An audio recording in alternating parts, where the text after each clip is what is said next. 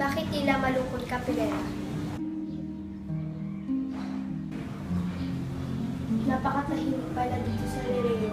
Ngayong wala na ang aking anak at ang aking hadiah. Yan lang ba talaga ang dahilan? O may iba pa? Oo na. Aaminin kong nalulungkot ako sa kanilang pag-alis. Makasanayan ko lang narito, sila Lila at Nina. Ngayon pa lamang ay hinahanap-hanap ko na sila. Ayon sa kanilang ikabubuti. Alam mo yan, Pirena. Siyang tunay ganun. Ngunit, batid mo ba ang pagsubok ng kanilang pagdaraanan? Tangis Cassiopeia lamang ang nakakaalam niyan. Kung ano man ang kanilang gagawin. Sana'y magtagumpay silang lahat.